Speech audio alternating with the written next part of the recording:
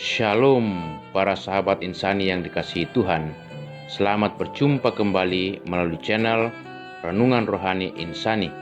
Inspirasi Sabda Allah hari ini, Jumat 5 Maret 2021, bersama Pastor Pius Octavianus yang sedang bertugas di Paroki Santo Yosef Pekerja, Gotong-Gotong, Makassar.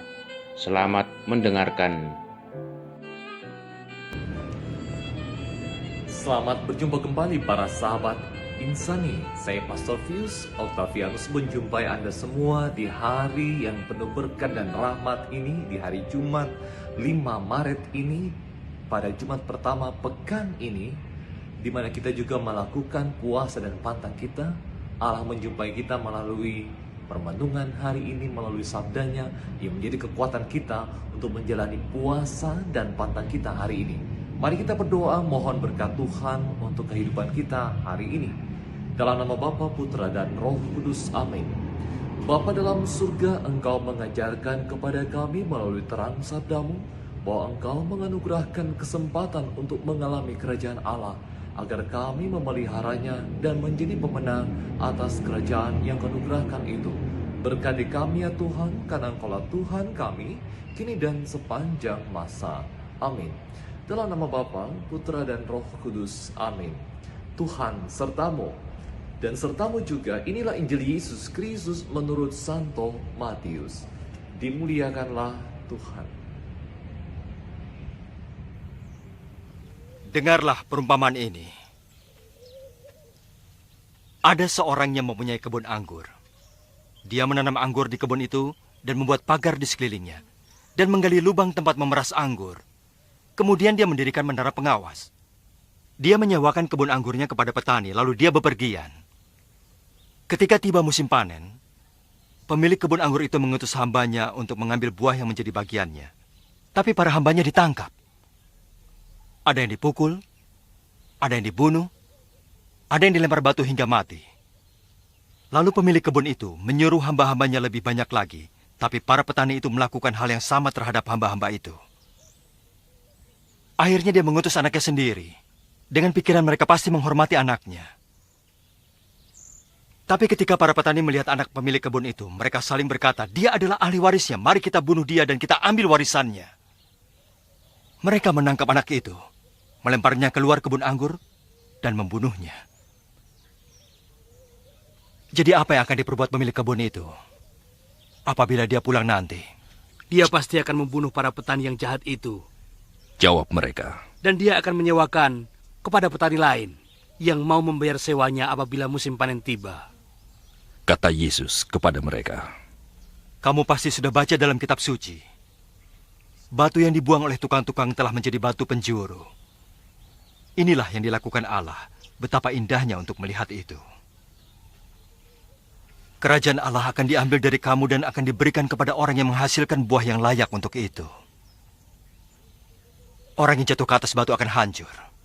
Jika batu itu menimpa seseorang, maka orang itu akan menjadi remuk. Ketika imam-imam kepala dan orang-orang Farisi mendengar perumpamaan itu, mereka mengerti bahwa Yesus sedang berbicara mengenai mereka. Mereka mencoba untuk menangkap Yesus, tetapi mereka takut kepada orang banyak.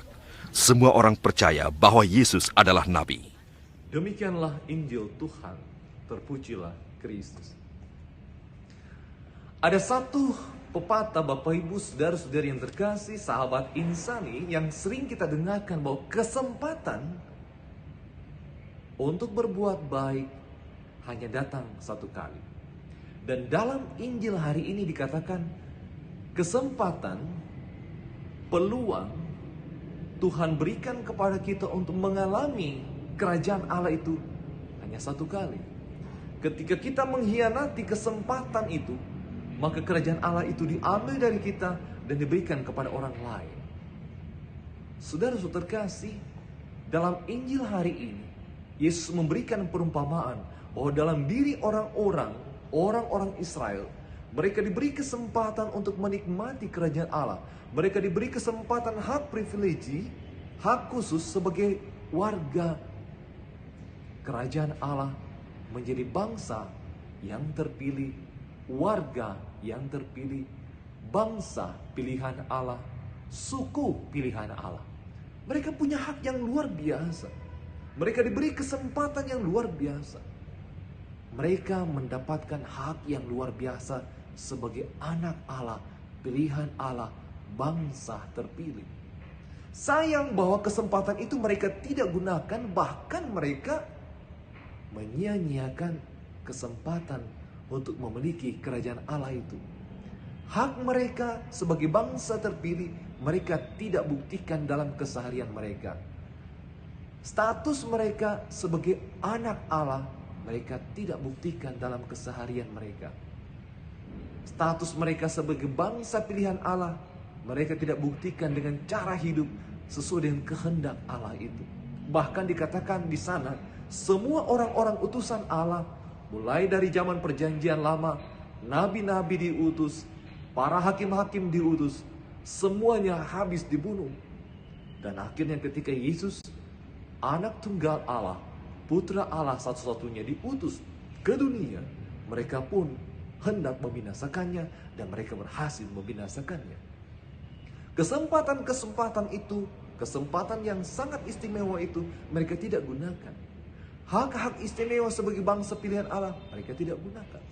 Mereka bahkan menyia-nyiakannya dan membunuh semua utusan Allah yang memberikan mereka kesadaran, yang memberikan mereka kesempatan untuk bertobat, yang memberikan kesempatan mereka untuk menyadari kembali hak istimewa mereka. Saudara-saudara terkasih, dalam keseharian kita, kadang-kadang kita tidak sadar bahwa sebetulnya kita juga mempunyai hak yang istimewa.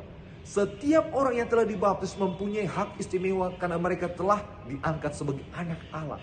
Mereka punya hak, mereka begitu hebat mempunyai status sebagai anak Allah. Kita ini adalah anak-anak Allah, diberi kesempatan untuk menumbuhkan kerajaan Allah yang telah ditanamkan dalam diri kita. Jangan pernah sia-siakan kesempatan ini. Jangan pernah sia-siakan hak Anda, status Anda sebagai anak Allah. Anda adalah anak raja, Anda adalah anak Allah. Menyandang nama besar itu menuntut sebuah perilaku yang benar, perilaku yang sesuai dengan kehendak Allah. Dan dengan demikian status kita sebagai anak Allah, pemegang, pewaris kerajaan Allah itu dapat kita miliki, dapat kita pelihara dengan cara hidup kita. Hidup iman kita harus sesuai dengan status kita sebagai anak Allah. Cara bicara kita harus sesuai dengan status sebagai anak Allah. Cara pikir kita harus sesuai dengan status kita sebagai anak raja. Saudara-saudara terkasih, jangan pernah menyia-nyiakan kesempatan ini. Sekali kesempatan kita sia-siakan, kesempatan itu diambil dari kita dan dialihkan kepada orang lain. Maka gunakan status istimewa itu, buktikan dalam keseharian, buktikan dengan kata-kata, buktikan dengan pikiran dan pola pikir, buktikan dengan pola hidup. Anda adalah pemilik, pewaris kerajaan Allah. Tuhan memberkati kita semua. Amin.